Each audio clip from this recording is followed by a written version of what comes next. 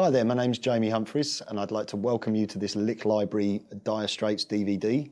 On this DVD we're going to be looking at 5 classic tracks, analysing them note for note and then breaking everything down. Plus I'm going to do a few little edited performances for you, just show you verse, choruses and solos, etc. Before we dive into this DVD, I'd like to point out that I've actually been working from this Lick Library book titled Jam with Dire Straits, which is available from the licklibrary.com. It's got all the backing tracks that you need, and plus all the note-for-note transcriptions of the tracks that we've been looking at. You can also get the backing tracks from licklibrary.com. Anyway, before we delve into our first track, make sure you're in tune and I'll see you in a minute. Okay, we're going to kick things off with Money for Nothing, classic Dire Straits track from the Brothers in Arms album. Very, very successful album for the band and also a very popular tune in the live set. Featured Sting on backing vocals, who also joined the band when they performed at the original Live Aid Festival at Wembley in 1985.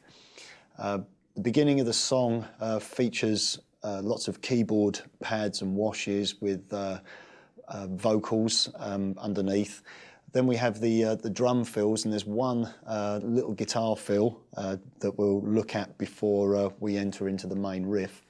One thing that we should really focus in is on Mark Knopfler's very unorthodox approach to how he picks the strings. He is a fingerstyle player, and he tends to use the first and second finger and the thumb, and tends to lean the third finger, sometimes even leaning the second finger on the guitar body. But again, it's just down to someone's own personal preference of how they're going to, adapt their style into using fingerstyle, basically.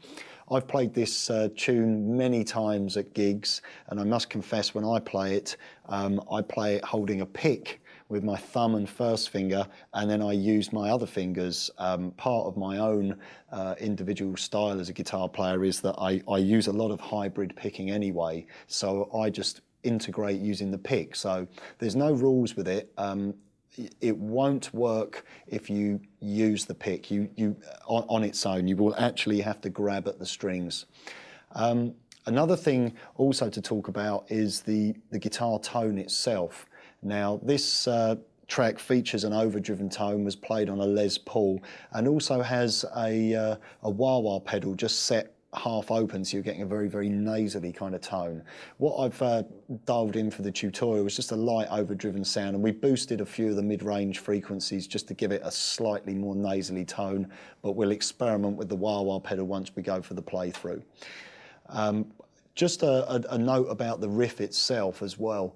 This riff is actually played by 2 guitars on the original recording, and a lot of the transcriptions that we're working from on this tutorial where I transcribed myself a Jam with Dire Straits book, which is available at Lick Library.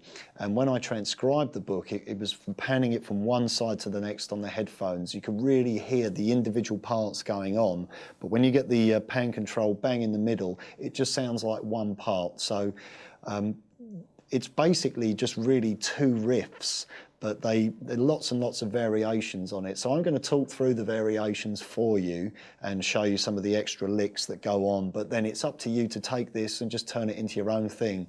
I must confess that when I've gigged and played this track live before with bands, I just, basically go for it and have a little bit of fun and jam along with it. So it's mainly just, a couple of riffs that I use for the verses and just put in my own little variations and own little touches. So it's entirely up to you how in-depth you go with the track. You can either copy the note-for-note transcription that I'm going to be working from and that I'm going to present to you on the DVD, or you can just take a few little sections from it and then go, off we go and have a blast for yourself. Anyway, let's just take a look at the first couple of fills. This fill actually occurs when the drum fills at the beginning start coming in, just before the actual track begins. So first of all, Our first fill is just playing the 5th fret of the A and the D string, so just like so, and then we slide that from, well, we slide, sorry, from the 3rd fret of the A and D up to the 5th fret, so, and as we slide up, we cut the chord off, and then strike the 5th fret and slide up to the 8th fret, like so. So imagine with the drum fills going on, we go 1, 2, 3, 4, like so. So it's a very, very simple little fill, just obviously preempting the riff that's about to come. Okay, what I'm going to do now is play the intro riff through for you, and then we'll break it down, take a look. Here we go. 1, 2, 3, 4.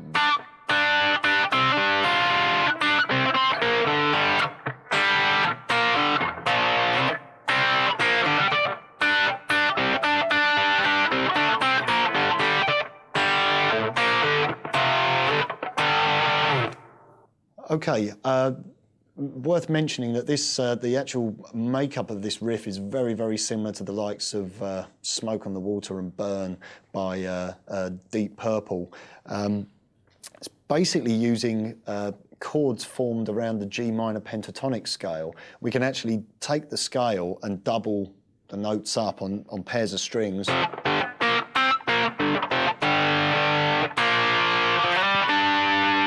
To form power chords.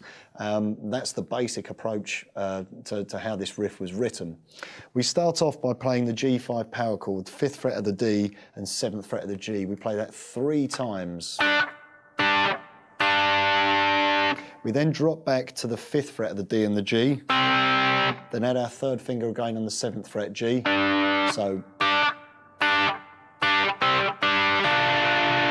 We then play the 6th fret of the G string, the B string, at the same time as playing the 5th fret of the G string, so. As we let the 5th fret G and the 6th fret B tie into the next bar, I re-strike the 5 on the D string, so nice and slowly.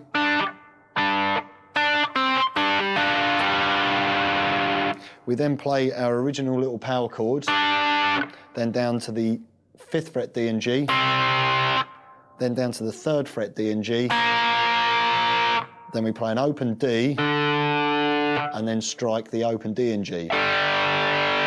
So slowly.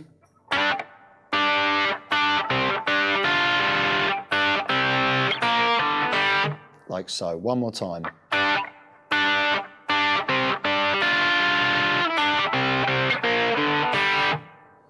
Okay, on to the next part of the riff. We then play our a muted note, okay, just literally just resting your fingers across the strings and striking our mute. Then play an open D and G. Then play the 3rd fret of the D and the G. Then play open D and G. We then play a B flat power chord, 1st fret A, 3rd fret D, slide that up a whole tone to C, and then we play the 5th fret of the D and the G, down to the 3rd fret D and G, and then our open D and G. So slowly, here's that first part of the opening riff.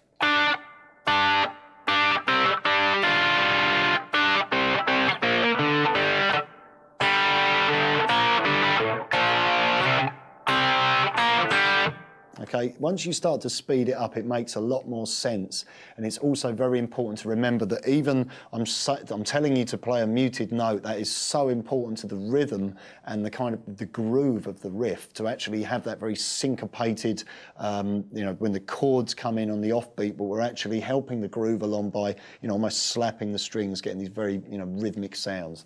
Here's the next part of the riff. We actually start off with a natural harmonic on the 5th fret of the D. Okay, when we play that, you don't want to depress your fingers right down onto the string. Actually, have your finger resting very lightly over the top of the 5th fret itself, and as you strike the string, take the finger away. So you get a nice chime-like harmonic. Okay, we start off with the harmonic, cut it off, then play the little G5 power chord, which was 5 on the D and 7 on the G. We now play 5 on the D and the G. Then we add our third finger back on the 7, play twice, add your little finger on the 8th fret of the B, and then strike the D string at the 5th fret. So nice and slowly, that first part.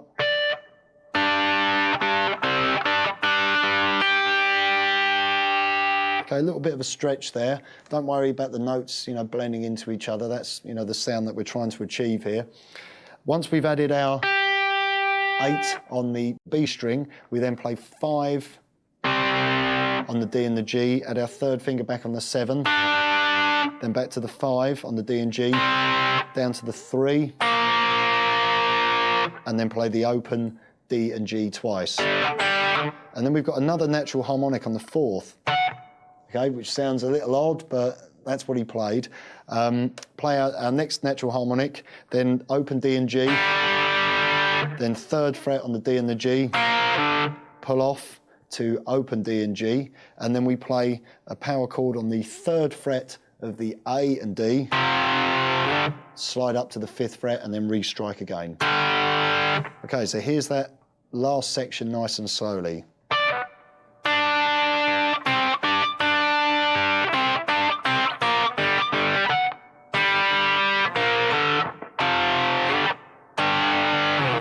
Okay, I'm going to put the whole of the introduction together now for you, so you can practice along. Here we go. 2, 3, 4.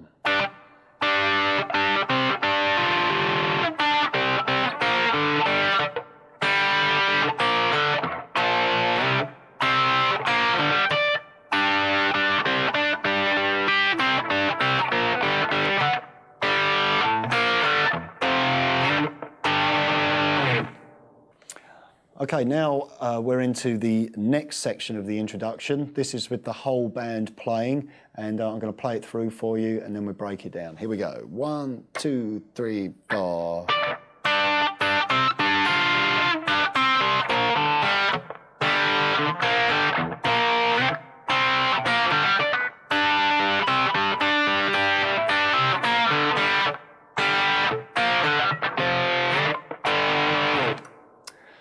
Okay, it's not going to take Einstein to work out that it's pretty much the same riff, but just with some very, very slight variations in rhythm and how we attack the strings.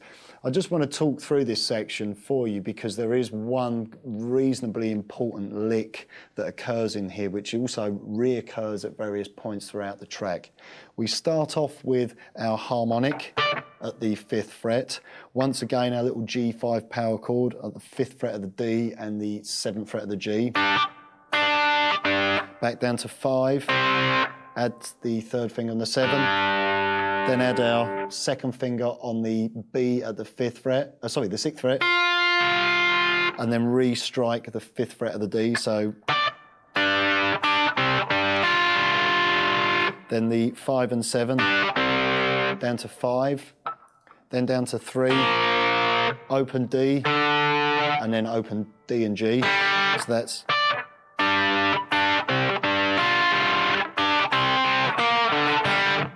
okay. On to the next section. Start off with a mute, open D and G, and then 3rd fret D and G, off to the open strings. Now we're sliding up a power chord from B flat up to C. Okay, and then pulling off to the open strings, very, very similar to the first intro section that we looked at. Now we've got another harmonic. Pretty much the same figure as before, adding our little finger on the 8th fret.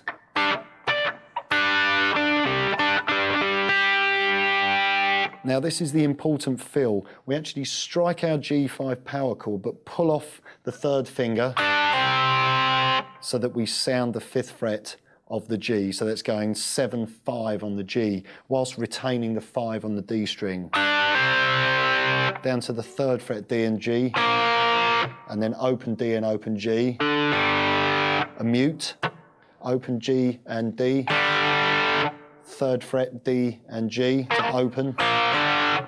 Okay, and then we slide up from the 3rd fret to the 5th fret on the A and D, and then restrike the 5. Okay, so here's that section nice and slowly for you. 2, 3, 4.